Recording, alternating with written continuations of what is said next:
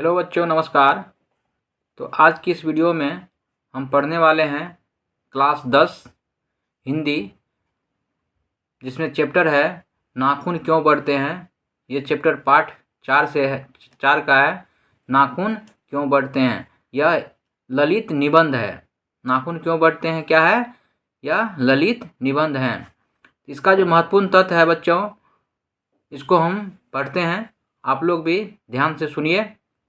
प्रस्तुत ललित निबंध में द्विवेदी जी की विनोदशील प्रवृत्ति तथा उनका प्रकांड पांडित्य का रस प्रकट होता है। इस निबंध के बीच बीच में द्विवेदी जी ने कथात्मक प्रसंग देकर इसे संप्रेषणीय और सरस बनाया है। सरस मतलब आसान। द्विवेदी जी की लेखनी की विशेषता है कि इन्होंने छोटे से विषय को बड़ी विचारात्मक गहराई प्रदान की है। प्रस्तुत निबंध में तर्क एवं विचारों की गहराई पाठक को निरसता एक एहसास नहीं होनी देती, क्योंकि निबंधकार ने विभिन्न शास्त्रों के तथ्यों के साथ अपने व्यक्तित्व की विनोदप्रियता भी प्रस्तुत की है। द्विवेदी जी ने भावात्मकता और विचारात्मकता के संयोग से इस निबंध की रचना की है। निबंधकार ने इस निबंध के माध्यम से संदेश दिया है कि आज समस्त विश्व हिंसक प्रवृत्ति से ग्रसित है। अणु और परमाणु बमों का विशाल भंडार सारे विश्व को विनष्ट करने को आतुर है। ऐसी स्थिति में हमारा कर्तव्य बनता है कि हम घृणा और ईर्ष्या से परे होकर मित्रता और प्रेम को अपने आचरण में उतारें और इस पृथ्वी पर स्वर्ग उतार दें। तो निबंधकार जो हैं वह हमें यह बताना चाहते हैं कि इस पृथ्वी पर हम लोगों का कर्तव्य है कि सभी मिलजुल करके रहें, ईर्ष्या द्वेष घृणा को हटा करके मित्रवत एक दूसरे के साथ व्यवहार करें, प्रेम प्यार से रहें। यही जो है, इसी से हम लोगों को ये पता चलेगा कि पृथ्वी पर ही स्वर्ग है। द्विवेदी जी के विनोदी व्यक्तित्व ने शास्त्रीय व्यक्तित्व के साथ इस निबंध की भाषा शैली और शिल्प का अद्भुत निर्णय किया है। तो बच्चों, कवि जो है हम लोगों को ये बताना चाहते हैं इस निबंध के माध्यम से कि हम लोगों को सभी को आपस में प्रेम प्यार से मिलजुल करके रहना चाहिए। तो अब इसका हम लोग वस्तुनिष्ठ प्रश्न देख लेते हैं। तो पहला प्रश्न है, नाखून क्यों बढ़ते हैं कि निबंधकार कौन हैं? देखिए, इससे जो क्वेश्चन पूछा जाएगा वह ये पूछा जा सकता है कि नाखून क्यों बढ़ते हैं कि निबंधकार कौन है, मतलब ये निबंध किसने लिखा है। तो इसका जो उत्तर होगा आचार्य हजारी प्रसाद द्विवेदी।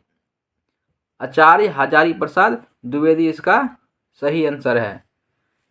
दूसरा प्रश्न है, आचार्य हजारी प्रसाद द्विवेदी ने साहित्य की किस विधा में लेखन नहीं किया है? तो इसका जो सही आंसर होगा वह होगा कहानी। नेक्स्ट प्रश्न है, कौन सी रचना हजारी प्रसाद द्विवेदी की नहीं है? कौन सी रचना हजारी प्रसाद द्विवेदी की नहीं है? तो इसका जो सही आंसर होगा वह होगा माटी की मूर्तें। माटी की मूर्तें। नेक्स्ट प्रश्न है, द्विवेदी जी ने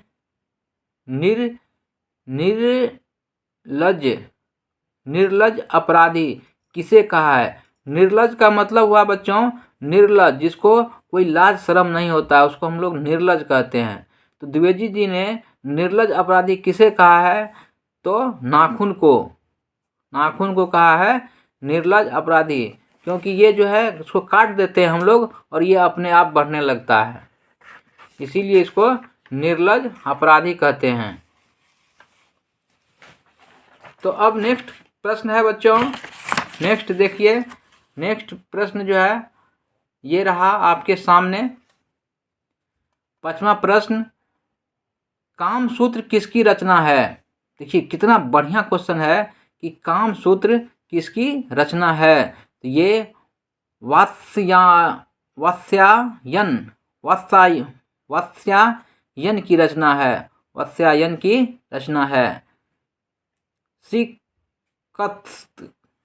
सिकत्तक का अर्थ होता है, सहर्षि का कौथो संजू को सिकत्तक का अर्थ होता है, तो इसका अर्थ होता है मोम, इसका अर्थ होता है मोम। 7वां प्रश्न है, महाभारत क्या है?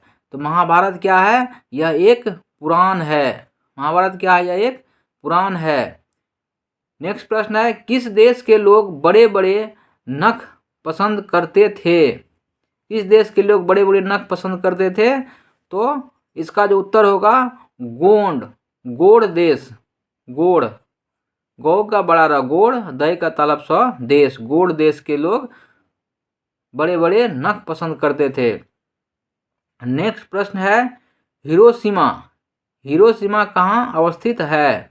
देखिए बच्चों, हिरोशिमा पर जो है पहली बार परमाणु बम गिराया गया था, वही है हिरोशिमा। हिरोशिमा कहाँ स्थित है? तो यह जापान में स्थित है।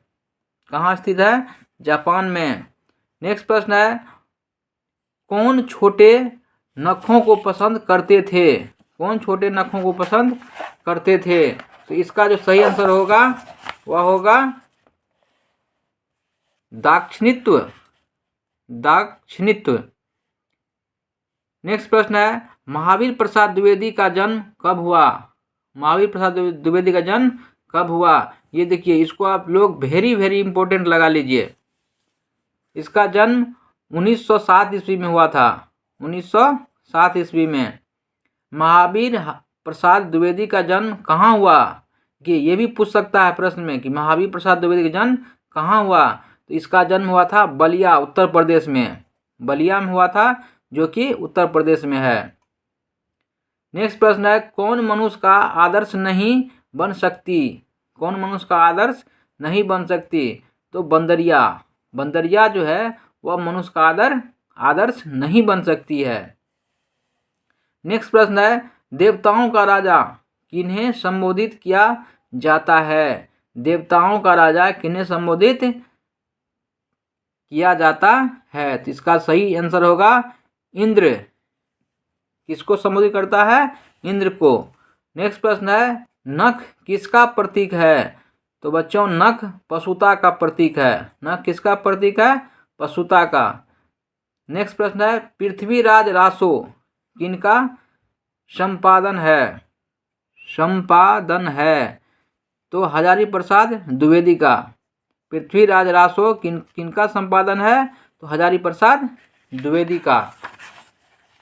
अब देखिए नेक्स्ट प्रश्न है, नेक्स्ट प्रश्न कि काशी हिंदू विश्वविद्यालय द्वारा हजारी प्रसाद द्विवेदी को कौन सी उपाधि दी गई? तो इसका जो सही आंसर होगा वह होगा ज्योतिषाचार्य, ज्योतिषाचार्य। हजारी प्रसाद द्विवेदी कब पद्म भूषण की उपाधि से सम्मानित किया गया?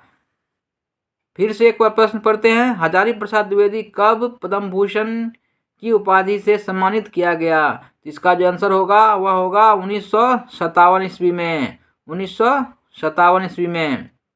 नेक्स्ट प्रश्न है, अशोक के फूल किसकी रचना है? इसका सही आंसर होगा सुमित्रानंदन पंत की, सुमित्रानंदन पंत की। हजारी प्रसाद द्विवेदी की मृत्यु कब और कहाँ हुई? देखिए ये भी वेरी वेरी इंपॉर्टेंट क्वेश्चन है। हजारी प्रसाद द्विवेदी की मृत्यु कब और कहाँ हुई? तो इनकी मृत्यु हुई थी 1979 ईस्वी में, 1979 यानी कहाँ हुई थी? तो दिल्ली में 1979 ईस्वी में हुई थी, दिल्ली में। इसका ऑप्शन ए सही आंसर है। तो आज की वीडियो में बस इतना ही। अब हम लोग नेक्स्ट चैप्टर जो है, इसका अगला चैप्टर नगरी लिपि अध्याय पार्ट 5 जो है नेक्स्ट वीडियो में पढ़ेंगे। तब तक के लिए इतना ही। इसको अच्छे से तब तक पढ़िए, याद कीजिए। Thank you.